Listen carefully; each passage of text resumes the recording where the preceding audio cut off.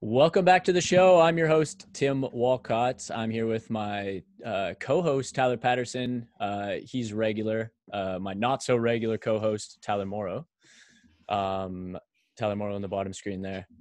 We are going to be chatting about self-efficacy. Now, Tyler Paterson and I, we used to make posts about this quite a bit. I think probably a year and a half to 2 years ago. And people who've been listening to the podcast more recently may not know what that is.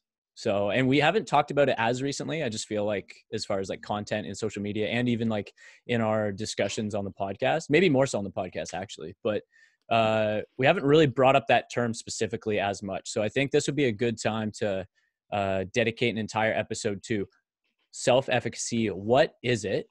What is it and why we care? And then why that's also a fundamental value in setting our vision at Motus Strength Health Club. So I'm going to get Morrow to actually explain more in depth what self-efficacy is and why we care. So Morrow, take it away. For sure. Awesome. Thanks, Tim. Yeah. And thanks for having me back on, guys. It's a pleasure as always. Our pleasure. So self-efficacy, essentially, when we're talking about self-efficacy, we're looking at someone's abilities to succeed in a given situation. So in terms of like health and fitness, you can get into a lot of different definitions for the self-efficacy. But in the end, it's when you're in a certain situation, it's your confidence and ability that you're going to succeed at that task in that scenario. So when we're talking about someone's self-efficacy, when we want to build it, we want to increase their capacity to execute the necessary behaviors they need to they want to produce, or the skills that they need to have to improve their performance in terms of whatever their goals are. And that could be a large range of tools or like just a wide scale, right? So in the end, self-efficacy is a tool to help you make decisions in life to ultimately achieve what you want to achieve, if that kind of makes sense. Yeah, totally. Something that's a good point there too that I actually just thought of is I used to, and I still probably do depending on like the context of the situation because it may be appropriate, is using self-efficacy synonymously with words like independence or autonomy, which isn't the same. You guys can kind of correct me if I'm wrong, but like my understanding of self-efficacy, especially based off the definition that you gave, Morrow, is it's the big differentiator there is the belief. So it's not just someone's ability to be independent or autonomous. It's that their self-efficacy is the measure of one's own belief that they can actually be autonomous or independent, not just simply being independent or autonomous. Yeah, 100%, right? It's acknowledging that you have the belief to succeed in that situation, no matter what it might be, right? Right. So rather than just like having like the independence to complete a task, it's like, no, like I could be successful in completing this task. Yeah. And like even like you can look at it like rather than like independent or autonomous, like you could have a group self-efficacy, right? Like, so say if I was like, say, working alongside you two, I know that I'm going to have more success in whatever endeavors I'm going to take on. Right.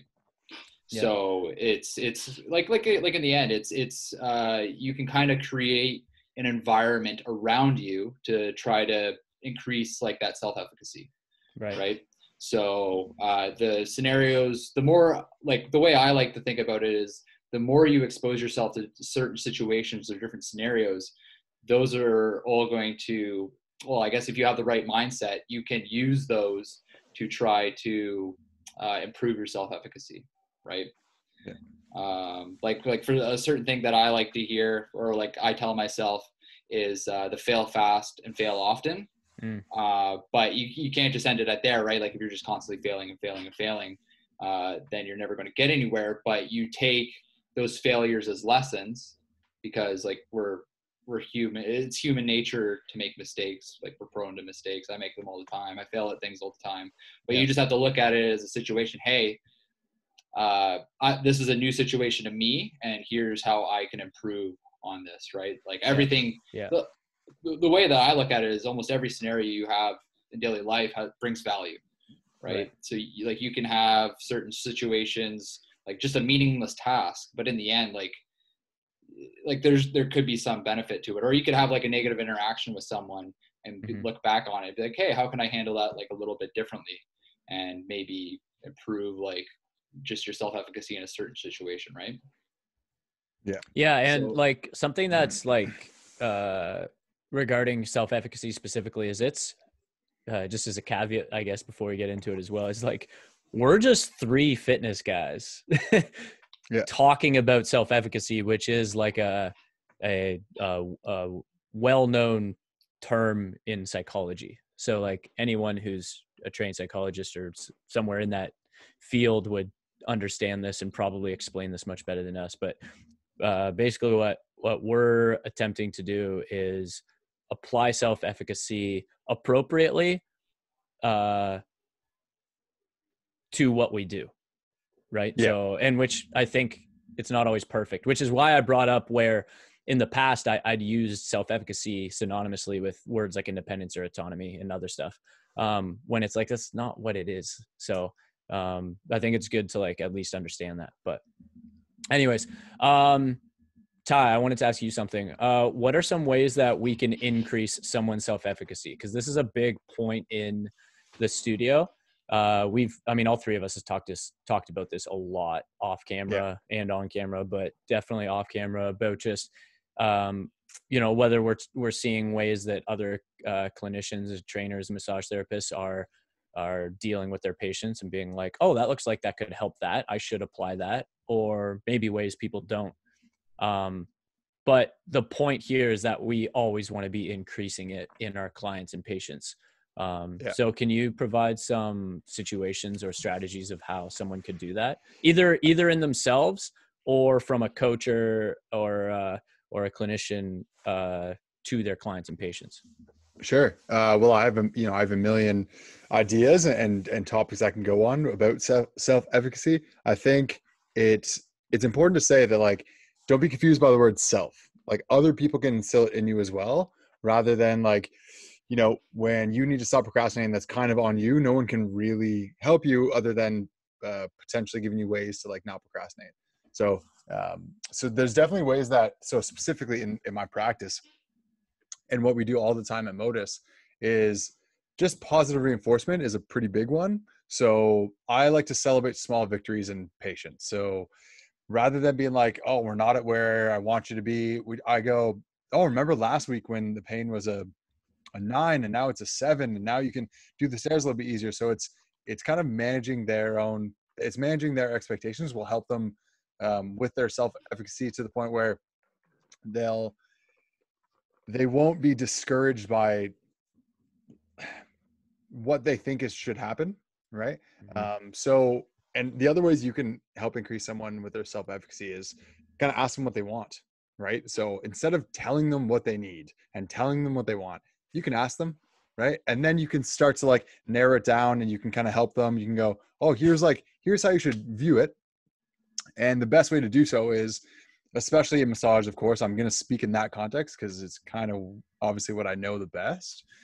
If someone, like, every therapist should have the most correct information at the time. You have to be current, like, up to date on the evidence, and you can give them the tools that they can understand how the body works, and that might give them self-efficacy. So we talk a lot, and we've talked about it in this podcast. We talk about people's view of themselves physically. So they're like, I can't do that. Like, my knee, like I have a bad knee. I have a bad back. I'm sure everyone's heard someone say they have a bad something, or my genetics are bad, all these things. That's not a great way to think about it, because when you really consult the literature and consult all the evidence, sometimes that's not actually how it is. So some ways that you can help them is to be up to date on the evidence and be able to tell someone like, oh, but like, it's not necessarily like, if their thing is like wrong, you can say, oh, it's not necessarily the case. Like, it's kind of like this. And here, look at all these things that you can do. So if someone can't like play hockey anymore, but we can go, oh, golf doesn't hurt as bad, or like stairs are great, or biking is good, and swimming is good. You can give them these again, positive reinforcement and these ideas that you aren't broken. Look what you can do. Right. So it's kind of being like self-efficacy could also, so I think, like what you're saying before, Tim, it's not necessarily independence and the confidence. It's a little bit different, but it's also giving someone, what word was I going to say there? I kind of lost my train of thought, but I was just saying, yeah, that's pretty much what I do. And that's ways you can. I have a question on one of the things you said there, actually, or not even necessarily a question, but just like a piece of insight, is when you were like, ask them what they want instead of tell them what they want. I guess you're talking from like a clinician or coach's perspective on a patient or client, I'm assuming there. And that's a good point, because that's a really good one. I think I feel like that one was missed a lot. And I actually, what that one reminds me of most recently is seeing, it was on social media, I think, or something. Someone made a post about when you are, I'm gonna butcher this, but essentially what they were saying, the gist of it was, when you are over cueing a client, you're essentially decreasing their self-efficacy. Oh, okay, yeah. So it's kind of like what you're saying, where like when you're, and I do this a lot, where I could justify why I'm cueing a client the way I am. And it's like, okay, this makes a lot of sense. They need this, and they've been told to focus on this, and they know they need to focus on this. So I'll cue them this way. But then it's like, how many times do I need to tell them before they rely on me to tell them what to focus on every single rep or whatever, And it's like, yeah, it totally is. Right. I remember thinking about that, and I was like, oh yeah, I could probably, I've already understood the potential harms of over cueing for other reasons. But specifically as it relates to like decreasing someone's self-efficacy was a great point. That was a huge eye opener for me. I was like, yeah, I could probably adjust that. One of my teachers had a great analogy. He would talk about self-efficacy. I don't necessarily know if he talked about those words, but it was all the, self-confidence and building, same concept, like building the confidence in themselves, that sort of thing. It's, you can steer the ship in the right direction, right? You can oversteer to the point where you sink the boat and crash, or you could just do it for them and they don't learn anything. So they don't actually get better. Right. So obviously in that scenario, over cueing, you're just going to sink their boat because they're not really doing themselves. Right. So I love to ask people what they can do or what they're already doing. And then again, in regards to pain and in my own field, in the massage therapy field, I'll go, well, what are you doing for your XYZ pain? And they'll explain it to me, and I'll ask if it works and do they enjoy it? And you can reinforce the things that like they do and that they enjoy and that, I would deem good for them anyways. Like, well, I love walking, and I'm going to like try to my best to like reinforce that point and like hammer it home that like, yeah, that's amazing. That's what you should do, because most evidence suggests that walking is one of the best things for you when it comes to like just general health and general, I can't think of words today. What's the like mortality rate? So you have a less of chance of dying, I suppose, if you can walk for a longer period of time, right? Yeah. So there's some pretty good correlates when you look at that type of information. So it's, you can instill it in them by just reinforcing the good stuff that they already know, right? And then asking why when they say it's a bad thing. And this is really good for massage therapists to know in general, and any healthcare clinician anyways, is ask them what they think about their pain or their body, and you'll really get an understanding of where they would fall. And like, if there was a self-efficacy scale from 0 to 10, you can kind of see where they fall. And then you can use a few of these strategies that I've already outlined a little bit to see if you can just kind of nudge them in the right direction or provide a different perspective, so they can finally go, oh no, I got this. It's just that confidence to be like, oh, I can do this. And they can help themselves. Which is the key part there, right? It goes back to like my add-on definition to what Morrow said, where it's like, it's not purely, it is the confidence, but it's specifically the belief that they're confident. That's right. You know, like I don't know, it's kind of meta, but it's like, that is a big like differentiator there. Like that's a big point where it's like, it actually all comes down to beliefs and expectations, I think. Because that's really what it is. Their self-efficacy. It's like, I don't even know if that's the right word for it. Cause it's almost like it's the self belief efficacy, you know, like, it almost needs like another word in there, but yeah. Anyways, but yeah. Oh yeah, I was going to ask you some ways on how we could decrease someone's self-efficacy, because I think maybe these aren't as useful. Well, actually, maybe they are, because then, I mean, even like that Instagram post that I just talked about, where it's like I saw that and I found that of value, because I was like, oh, geez, that's definitely me. You know, definitely with some people, I'm like, I should probably focus on that more. Yeah. Well, I mean, we actually do it in ways that you would never notice. You think you're being helpful, right? So that's kind of the problem that's the problem when you're trying to help somebody, but you are unwittingly decreasing their self-efficacy. So a few ways that I know about that is like making them reliant on something that isn't them, or wasn't their idea, or isn't something that they could do for themselves. I think is pretty much you're going to make them decrease their self-efficacy. So telling them that like they need to come get a massage or get a chiropractic suggestion from Ty every week for the next forever, that's bad. That's going to decrease their self-efficacy, because now they go, oh, well, I need this in order to whatever their goal is, whatever their idea is, when like most of the time that's not true. So a few examples would be telling someone to like work on their posture.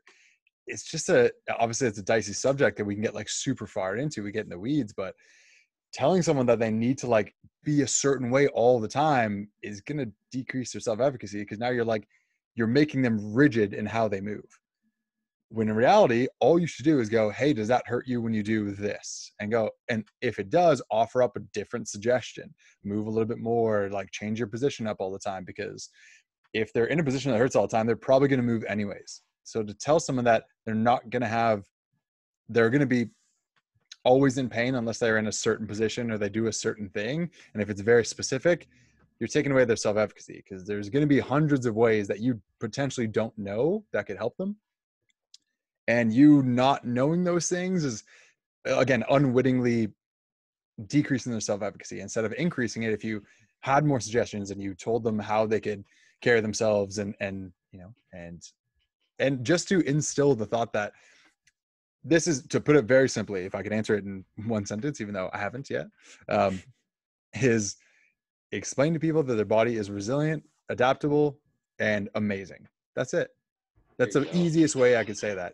If anything you are saying to them would contradict those three things, you're probably decreasing their self-efficacy, right? Nice. You can decrease anyone's self-efficacy. So just bringing it back to the start of the podcast, Tim, when you're saying that it's a psychological idea, we just like to input it into healthcare a lot. It's a really nice, because it just works really well. You can do it in millions, like hundreds of thousands of different ways. And if you tell someone that they're not going to get better mentally unless they like read books, but what if they like don't like reading books, and what if it wouldn't help them?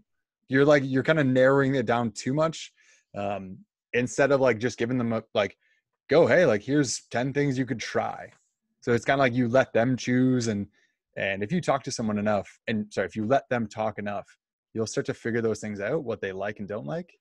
And I think reinforcing the things that you would deem increasing their self-efficacy is important. Well, and yeah, like self-efficacy being like ultimately a psychological concept. It's like, yeah, it's gonna expand into like every area of the human condition where like people are. Yeah. Wherever brains are, wherever minds are. Because like, yeah, I would imagine, I've never read a parenting book, but I'm assuming there's parenting books out there on self-efficacy, how to like instill self-efficacy in your children. Because like I can think of like a bunch of examples of that, where it's like just watching certain people deal with their kids and being like, oh, I don't know if that helps his confidence. Or you look at other ways and you're like, that looks like a great way to instill like a strong coping management skills in your child or whatever, right? anyways, yeah, did you touch, oh yeah, you were talking about posture. The good point, I had something to add there where it was like the thing with posture too, because that was a good example specifically. But just to add on to that too, regarding posture, without going down that rabbit hole, is like the issue there that we would have as it relates to self-efficacy is not because the words you used right at the start, which you did clarify after, but the words you said at the start was work on your posture, which like without context, I would have no issue with. I don't think you guys would either. But I think the issue is, which you did, like you qualified this after what you meant more specifically, which is like a more dogmatic, rigid view that does end up sucking away potential to build self-efficacy in someone. So like working on your, just for like the listeners, I think that's important. Just that little thing, just because it's like, yeah, working on your posture is fine. If you want to improve your posture, go for it, or improve your posture. Yeah. But you don't, there's probably not a lot of people that we would say they need to, in a way that would be arbitrary, I guess, you know? Yeah. But, well, even like, here's a real world example of something that happened today to me. So I was with a client. This client is a endurance bike rider, like hundreds of miles, pretty impressive. Pretty easy on a motorbike. That's true. Yeah. You know, but like, I think they pedal. It's one of those e-bikes that they pedal, it charges. It's electric. But they, exactly. But they were talking about hip flexors and hip flexor tightness. Classic. And I'm just asking like, what do you feel? What do you mean? And they go on to say like, they feel really tight. And I go, okay, like, is it in a certain time? And they go, after long bike rides. And then I offered the suggestion of like, oh, it could be just from like fatigue of the muscles, right? Your muscles will fatigue and feel like tight when they're tired after doing hundreds of kilometers on a bike. And then I'm like, when else?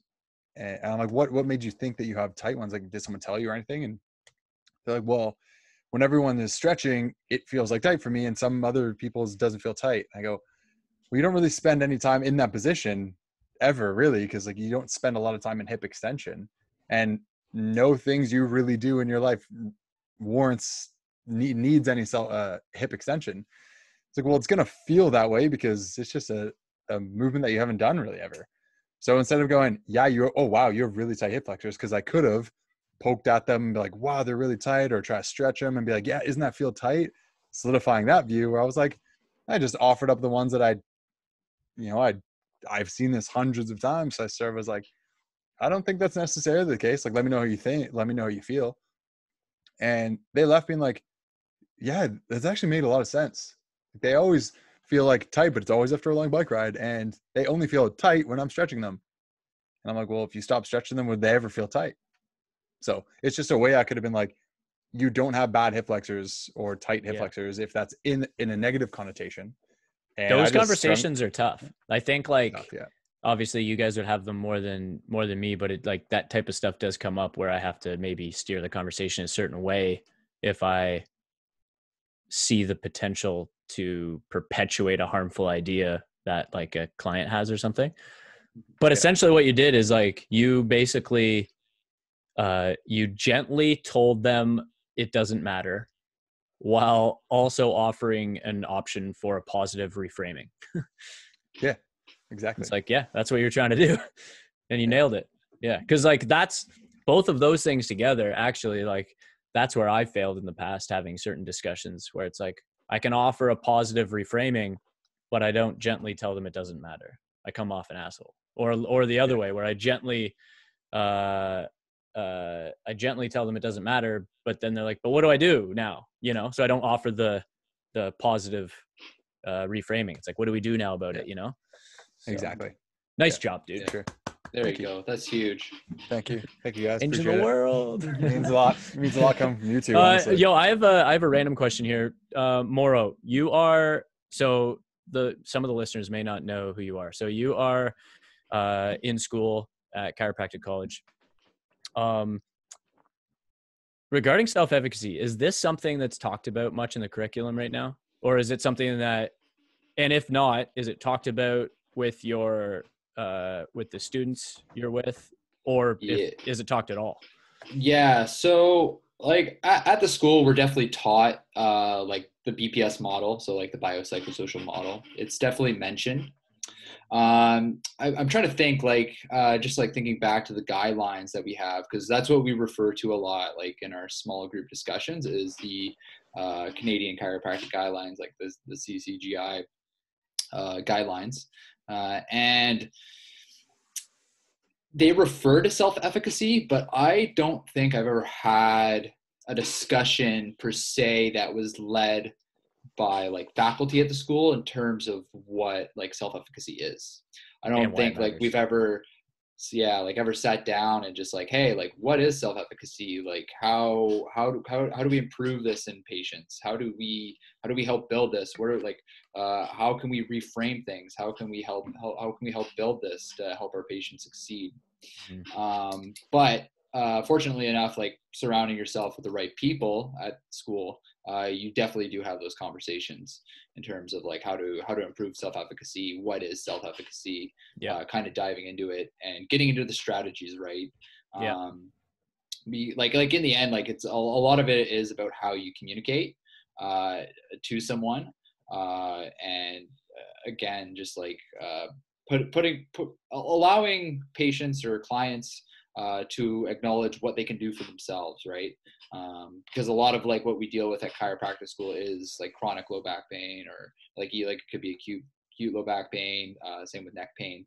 But rather than creating or allowing your patients or clients to be like reliant on you, or creating kind of like a perspective that they're like fragile, you can kind of create that like that anti-fragility mindset. So Do it you, gets sorry, go ahead. I was just going to ask you guys if you guys learn motivational interviewing techniques in school, No, because that would kind of no, tie into like self-efficacy, right? I mean, I didn't really think about it 100%. in preparation for this conversation, but I know that my main exposure to it was at Mac Nutrition Universal with Mac Nutrition, and they talked a lot about different psychological aspects of nutrition and dieting and all that. And one of those things is the motivational interviewing portion, which is crazy that it was only talked about there and not like in various other certifications that I'd taken as a personal trainer, because it's totally applicable in any industry where you're having a conversation and assessing someone and Yeah, you're for trying, sure. and particularly one where someone may set a goal and you're going to help them achieve it, is like motivational interviewing is key, because like that's one of the main concepts of it, is like you're asking questions in a way that gets them to come to the conclusions themselves. 100%. So Yeah. but yeah. Yeah. Tyler, did you guys do like low Dr. Vaquera? I don't know, because like ours is like more pain focused histories.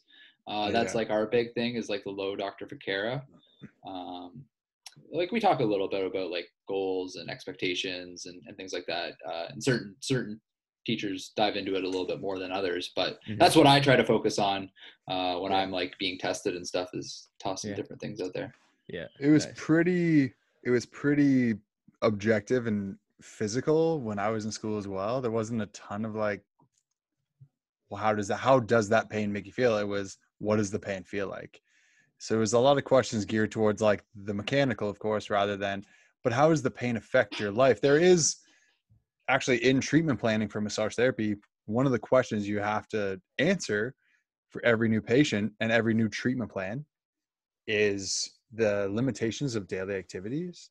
So if their pain affects them gardening or farming or hockey or whatever it is, so technically you could say that's a little bit psychosocial, because it's probably something in psychologically, because pain is pretty psychological anyways, but it wasn't so like specific in the psychological. It was just like, we have to figure out the biology reason why pain is happening. So it wasn't really, we didn't learn it too in depth. And I think that's just for the sake of, we had to learn the anatomy and the biology and all the very physical stuff in order to pass our testing. And then once you got into practice, you could adopt kind of whatever you like. Hence why it took me a few years to adopt this biopsychosocial and understanding how pain actually affects people rather than, oh, it's that muscle, I'm just going to press on that muscle and all of a sudden their pain's going to go away. It's obviously deeper than that. So it kind of happened after school. So probably the same thing as you, Ty.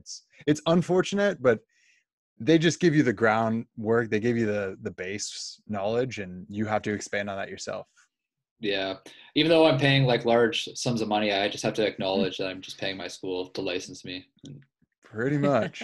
get those letters, I guess. I don't know. Whatever it is. It's good. Tim and I were actually talking about this the other day, because I was saying that it's hard for me to do something I don't deem valuable, but I don't know it until I do it, whether or not it's going to be valuable or not. And if it's not valuable, I just learned that I'd never want to put effort or time into that thing ever again. So technically it was super valuable because I know now not to waste more time. So you have to. So what was your quote earlier, Ty? I can see it here. Fail fast and fail often. You're going to fail a ton and you learn from it, get better. That's the epitome of life right there. It's not, I don't think that's a crazy thought for anybody to understand if they've been on this earth more than a couple of years. Right. So. Oh, I have a topical example for that quote, actually, just while I'm thinking about it. I had a conversation with someone today about, just like the different, so we're in the middle of COVID right now, right? And things are starting to open up here in Ontario, different areas of Ontario, and businesses are either pivoting or doing nothing at all, or the businesses that can operate as normal. I guess some can, right? But the person I was talking to, he brought up the fact that like once because this is all government mandated stuff. Like once the government allows you to move forward, do it. Like don't waste an hour, don't waste a day, because that's already a day of revenue you couldn't have been making.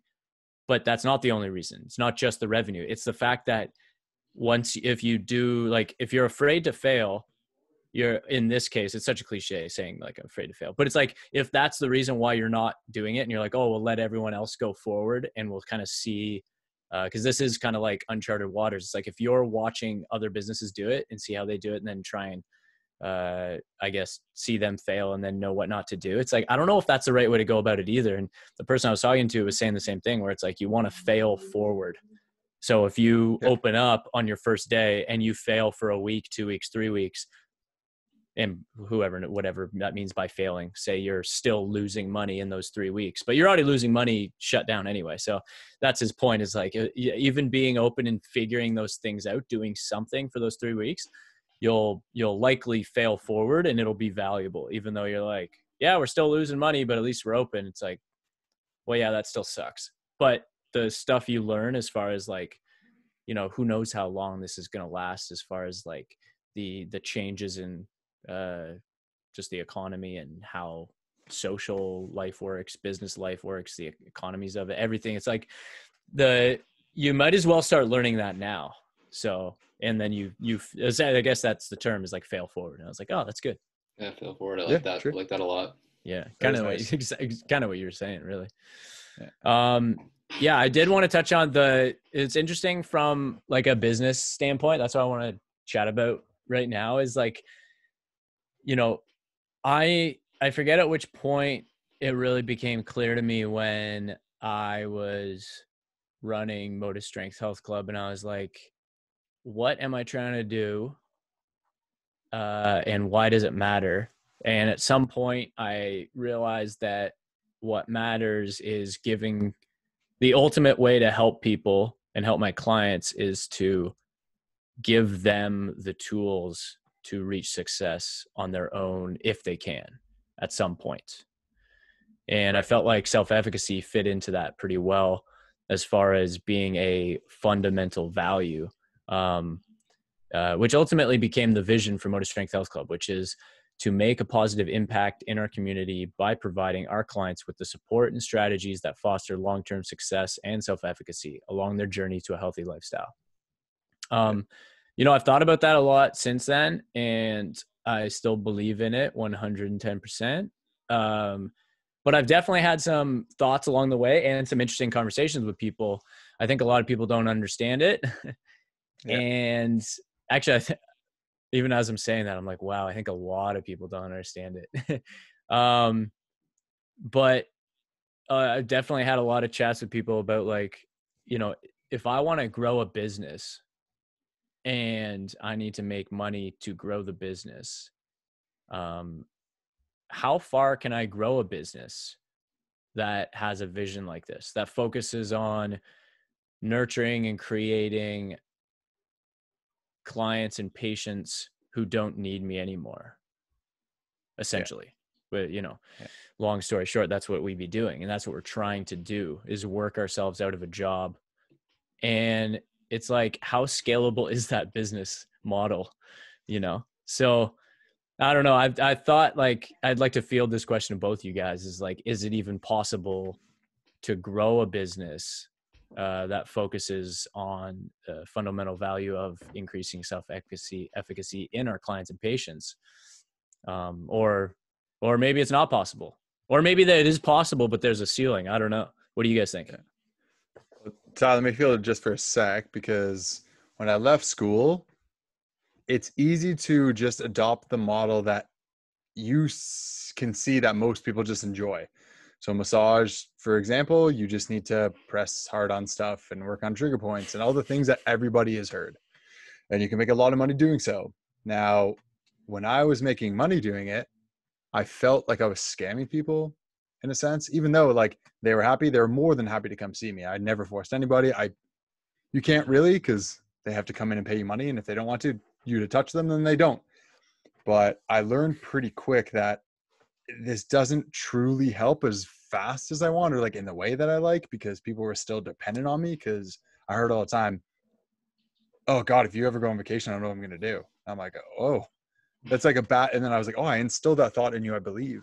So when I switched into like actually helping people and giving them the self-efficacy, the confidence, the thought that they can do it themselves, you're going to lose money just in the fact that they're not going to come to you all the time. They're going to come less. So in sheer numbers from one person, they're going to come less. But now the flip side to that is, now you're going to have 1 million new people, because that person's going to go like, I don't think you understand what Tyler does. It's like, I feel so confident myself. Like I can do it myself. I can save money, and everyone's looking to save money pretty much. So it's a nice way of treating 1 million people rather than the same, like, 20, 30, 40, 50 people, the same over and over and over, once a week, twice a month, whatever it is. So I think it is possible to make money doing it like that. Right. And then furthermore, I wanted to add a little bit extra, is that you can add extra. So you can offer different services that you can provide self-efficacy in different facets. So massage would be like the physical and pain potentially. And then you could do nutrition and personal training and psychotherapy. So you can look at the physical in a different way, nutrition. You can look at the mental in a different way, psychotherapy, that sort of thing. So you can offer different business opportunities. That's what we're trying at Motus so desperately to do, is like we want to touch all the bases. We want you to come to us, and that's why we're the health club. We're not Motor Strength Personal Training. We're not Motor Strength Massage Therapy. We're Motor Strength Health Club. You're going to come, and whatever your health needs are, we're going to help you. So you can definitely make money in all those different services, and you're going to have an abundance of new people at all times if you are helping people and actually fixing people. So I think that's it's a no-brainer. It's nice. And if you're a person like me and you're not super thrilled with repetition, you're really going to like that model. It's pretty fun. More fulfilling for sure, right? Definitely, yeah. What do you think, Ty? Yeah. What do you think? Do you think it's you're able to grow a business? Yeah, I like how you kind of use the quotations there for like fixing people, right? Because in the end, like people do come to us. They have an issue, right? They have something that they want resolved, and who knows what it could be. Like you said, there's a lot of different realms of branches under the term health, and as healthcare practitioners or fitness professionals, there's a lot of different ways we can kind of guide them along that journey, right? And I've been going into a lot of like webinars and different things over this whole COVID thing, and a lot of what people talk about is like that therapeutic alliance. It's kind of like the buzzword of COVID I've been hearing. So it's building that trust and relationship with your client to try to help guide them and help them reach their goals, help them achieve what they want to achieve in their daily living, improve their quality of life, whatever it might be. And I think I've heard it from you, Tyler, is like when people come in and you sit down with them and the first question you ask is like, hey, what can I do for you today? Right. Yeah. So that gets the wheels turning. It's like, hey, like that gets them to look, I feel, a little bit deeper inside, be like, hey, like what can I do? Right. So by building that like therapeutic alliance and building that trust and like helping them achieve their goals, you're kind of like helping guide them down a path rather than being the fixer. Right. So another analogy I've heard a lot is you're being Alfred rather than being Batman. So you're kind of you're being that guide, you're being that assistant, and like rather than coming to you for help, they're like, we're seeking like that assistance. And in those like visits, in those conversations, you use terms of like self empowerment, and you help, and you use tools like motivational interviewing, right? You like make it so that the client is coming up with their own ideas and stuff like that, and then again, like from a business model, you're going to be happier for the long term. You're going to probably get better results, and then that referral system and like that network that you can build with that is like it's infinite possibilities, right? Like if you're getting in, if you're involved in a community, and you're engaged in it, and you're hey, like this person helped me achieve this goal, and like I don't need to see them all the time. It's awesome. I go see them once every 3 months, like for whatever, right? But they also have like a long list of other skill sets and other tools that they can kind of tackle. And then who knows where that can take you, right? Like again, like a big thing now is like the telehealth. Like we're here on Zoom. Normally all the interviews you guys would have done would have been in person, but now we're on telehealth, right? So and I know a lot of like chiros and physios have had to resort to that, and some of them have had success, and it's all about, again, failing forward and seeing what we can do with it. But yeah, totally. As long as you're, again, not looking for that fix, you're more so like that guide, then yeah, self-efficacy. It's like watching your clients or patients like achieve something new. Like that's so fun. Like Tim, I'm sure you see it all the time at the gym, right? Like it's so cool. Yeah, I think something to go off that too that I was just thinking about with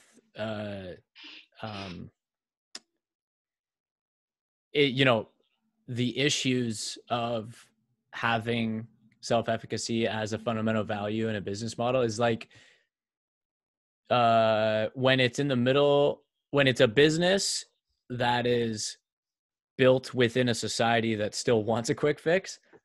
So that also works against you too. I know, like Tyler, we've talked about that too, where it's like that's been a struggle that you've dealt with as far as like patients coming to you with certain expectations, and you having expectations as a practitioner, but them not being congruent necessarily or something. And like I know I have as well with like clients that I've had, in the past, where they wanted a certain thing out of their trainer, and this is where you could go down the rabbit hole, I guess, is like some of those people I probably had mismanaged. I probably just didn't give them what they needed. But then there's also some, to be fair, where I couldn't ever have given them what they needed. Like they wanted something that was impossible. And even if it was possible, I didn't think it was morally appropriate to deliver, because it would have been decreasing their long-term self-efficacy. And I was like, I can't really justify why I would ever compromise that, to be honest. Meanwhile, I get that like every individual is going to be a unique case and everyone requires different levels of support. And that doesn't mean that, I think, to clarify on this too, like sometimes maybe like having a vision like this may seem like we get clients and we're trying to get them out the door. Like, you've been coming to me for 2 years, you got to get on your own. It's like, well, not necessarily, because some people need longer support than others, significantly longer support. Some may need your support forever. I think that's true. And I think that should be clarified as well, But yeah, do you guys have any points on that? Yeah, no, I like that. Like if you like from a chiropractic standpoint, if someone comes to you with pain or disability and you're able to help guide them on that journey, like they're gonna like that's pretty empowering, and they're gonna refer to you for a lot of similar issues down the road, right? Yeah. And it's like life throws a lot of different stresses. It throws a lot of things at you that you're not suspecting, and who knows when they'll come back down the road, right? And again, like there's that fine line of not creating that reliance on you, but knowing that you're there as a part of their support system, and that plays into the social aspect of the BPS model, right? Like you're just one little piece of the puzzle of their support system. That's it. And, like I that made me think even more so, where it's like maybe in the past I was looking at it a little bit too much like, if I give them anything over the minimum amount of support, I'm decreasing their potential to build self-efficacy, and therefore I'm doing them harm. Yeah. When like it's kind of laughable a little bit. Like I guess that's kind of true, but not entirely, because it's like, I don't know, life's just gray. It's not as black and white like that. Like I think just because you give someone a little bit too much support, is that so wrong? Like I don't think so. That's crazy to me. But I think I did kind of believe that, maybe not even consciously, but just like trying to be aware, like I don't want to give them too much support because that could hinder independence and autonomy and long-term self-efficacy and everything else good that I'm trying to help this person create within themselves, Well, cycling back to what I said before, Tim, off that point is they might be on if you look at self-efficacy on a scale from 0 to 10 being like no self-efficacy to the maximum amount you could possibly have, you could potentially see where someone is on that scale, and you can, determine how much support to give them to a certain degree. But they'll tell you, again, I think they're going to keep asking you questions. You're going to keep answering them as part of their support system anyways. So, but I definitely thought that too, where I go, you don't need me, so much that they just stop coming back because they're like, oh, okay, apparently I don't need this guy. So you can definitely, and also, the pendulum will always swing too far one way if you let it. Totally. Well, and to that point too, like those patients also, they wanted your support. Like, you may have even made it more confusing for them, because then they're like, wait, so I don't need them, but I want them. So like they don't know how to like reconcile those two things. It's like sometimes maybe getting what you want is a good thing, at least in the short term. For sure.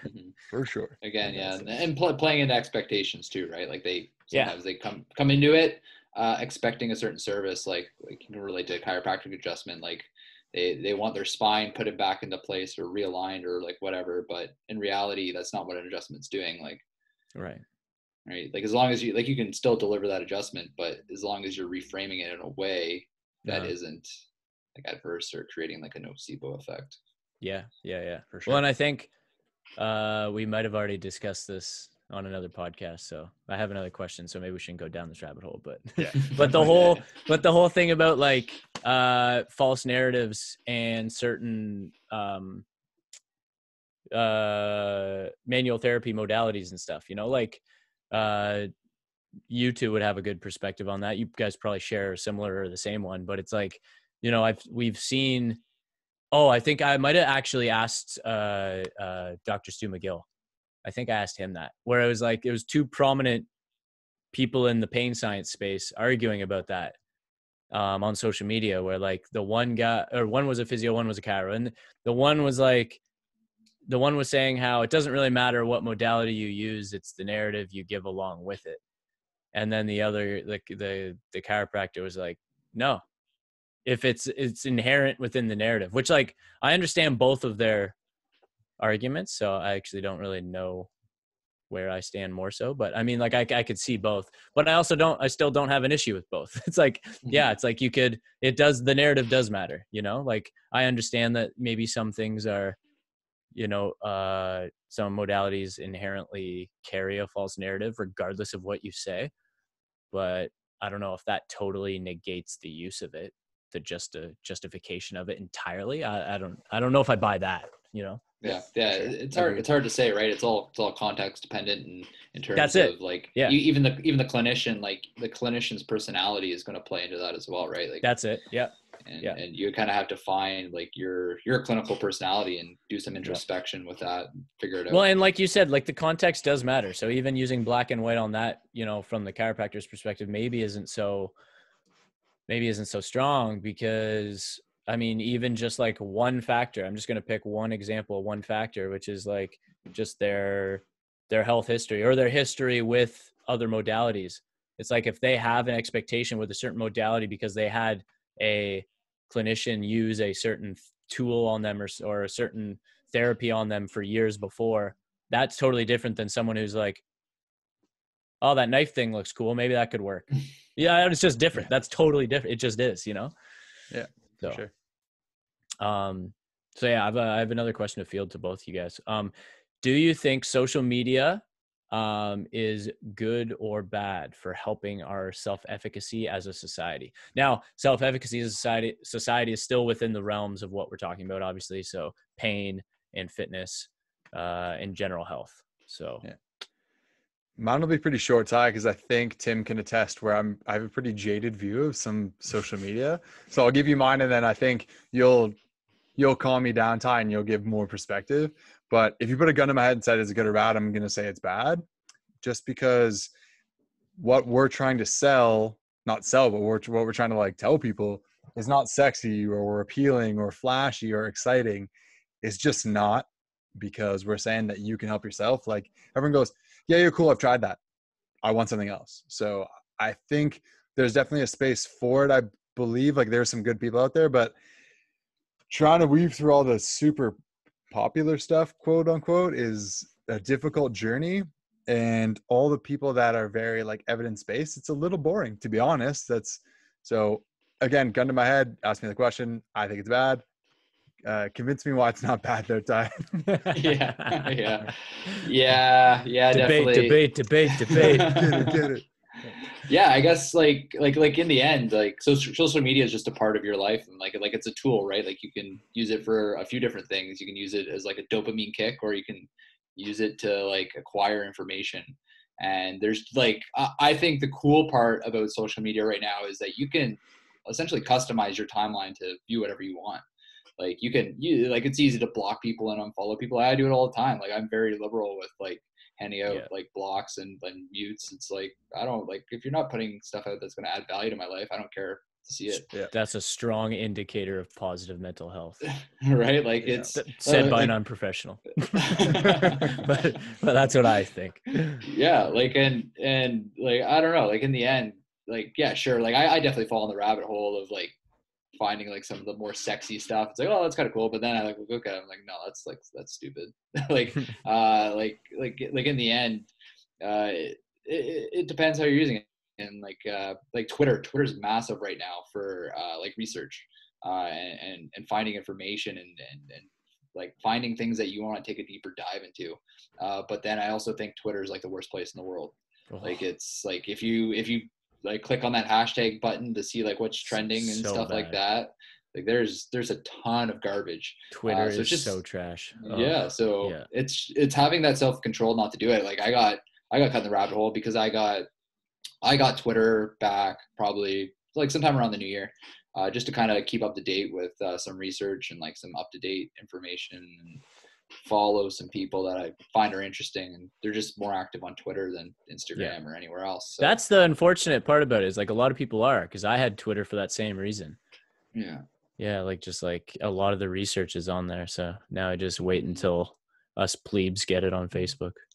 Yeah, right. So yeah, and like I fell down that rabbit hole like during start of COVID. It was like every update, it's like what's going on, right? Like, when are we shutting down? Like like what's like man. But like I don't know. So I think it's like in the end you have to be self-aware and like acknowledge when you're getting in those rabbit holes and it's kind of becoming a burden on your life.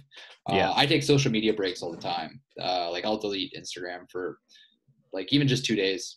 It's a great idea. Just get off of it, so I'm not like getting that dopamine kick. Twitter, I think I had to put a 15-minute time limit on my iPad. I only have it on my iPad. Oh, nice. So it's just like a 15-minute time limit. It kicks me off because I always hit that ignore on my phone. So it's like a bad habit now. But yeah, like in the end, it's overall as a society, we definitely misuse it. Like there's like you just like, there's no ifs, ands, or buts, right? But I think if you look at it and you acknowledge it to yourself, you totally can use it as a positive way to improve your self-efficacy. But it's, again, knowing where to look and what to look for, and that's not easy. Yeah. Well, Ty, I think to highlight one of your points that I think everyone should really pay attention to is that you can cultivate it to be amazing. So you can follow really good accounts. You can mute /block /unfollow things that don't provide any value to you, that you're just skipping through anyways, or looking through and you see it's just like a negative. There's always just like fights in the comments. You're like, this is just horrible.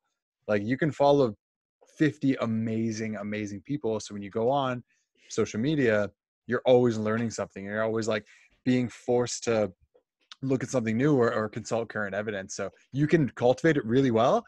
It's just going to be the people that don't have a lot of followers, unfortunately. So it's not going to be as flashy as you think. So if you're going to use it as a textbook, it's going to be harder than you think. If you want to use it as a time to like just do mindless stuff, then you just have to understand that it's going to, you have to cultivate it in the way that you think it's going to be positive for you, or else it'll be negative. It's just going to be. Man, that's why I don't accept that excuse as of social media like being bad for someone, which like I guess it could be, but just like everyone has the ability to curate it exactly how you want. Yeah. So it's like I don't like if there's an issue with accounts that you follow. I think this is more commonly a female issue, I guess, with social media and stuff, and I'm sure they have there's more like social what's the word? Pressure? Things that could consequences. Yeah, and pressure to like repercussions to like making a decision to follow or unfollow or mute or whatever, all that stuff. But at least from the circles that I'm in that I can speak to, it's like it's simple for me for sure. As far as like it's a simple recipe. Now I had to definitely like learn it, like kind of figure it out how to curate it. Like I know my Facebook was a mess, and it still kind of is. I allow a certain level of mess. You need a little like, chaos. A little bit of chaos, yeah, you know. sure. If there's a little too much order, then things just get boring. So throw some chaos in the mix. But hey, you still gotta have dessert, dude. Still gotta have dessert. You gotta get through that broccoli first, but you can have a little bit of cake, baby. Anyway, should we wrap this thing up or what? You wrap it up, boys. That was a good one. That's a great chat. Yeah, it was fantastic. Yeah, I hope we did the definition of self-efficacy justice. Hopefully everyone kind of understands a little bit better now and why we fight for this thought and why we fight to actually make you better rather than have you rely on people. That's pretty much our goal. Yeah, I think that we did definitely a better job of like explaining it. I think this is something that will be an ongoing task to be truthful, not only because I think people need to be reminded of this, but also we're going to have new listeners, but then also we are new people. So we'll have new insight and new information that will change our perspective. So I think like revisiting the stuff, as long as it's a fundamental value of the business, then it makes sense to move forward. I think continually revisiting this theme. True. That being said, thanks to everyone who's stayed on this long. How long do we do? An hour? Yeah, just over, I think. Yeah, that was awesome. So yeah, thanks again to everyone who listens regularly and supports us. I think most people listen on Apple. If you're listening on Apple, screenshot that and throw it on your social media and tag us. If you're on Spotify, you can just click the little share button and you can share it on your Instagram story and also tag us. So yeah, share that thing. Facebook too, apparently that's only for old people. But I'm still on it all the time. So, but if you're on Facebook, yeah, definitely share it and tag us in it, and we'll get a good discussion going. But thanks again for everybody listening. We do have a couple announcements last minute here. Tyler Paterson is officially open for registered massage therapy. So that is You don't do in-home stuff, right? It's all in studio right now. It's all in studio because it's easier for me to manage this whole COVID thing. It's Right, easier for me yeah. to have the protocols in place and make sure Yeah. proper cleaning measures are taken. So Cool. please So come on yeah, by. that's in Erin, Ontario at Motus Strength Health Club. You can find Tyler for that. He is very quickly booking clients right now. So get a slot in when you can. I think he has an online schedule that you'll see at motusstrength.ca. And then I still have my online training and coaching service. So I know a lot of people are still nervous about going back to the gym. So if you want me to help you out with some training circuits, depending on what you got at home, let me help you out. Morrow, are you offering online stuff, or is it all in home? Or I guess not even in home right now. Or how does that work right now? Yeah. So I'm doing some online workouts, focusing primarily just on Zoom there, but definitely some things in the works to further expand services as well in terms of online presence and online training as well. So hell yeah, man. Yeah, we have we'll chat off air about this, but we got some plans coming down the pike. So yeah, everybody stay tuned for that. It's still going to be a good year, despite how it started. Still win 2020. We still will, man. We got lots of good things coming. I'm actually really excited. So, but yeah, okay. Thanks everyone for listening. Thanks again for coming on. Tim, stay beautiful. Tyler, stay wonderful. And see you guys in the next one. See ya. Yeah, thanks, boys.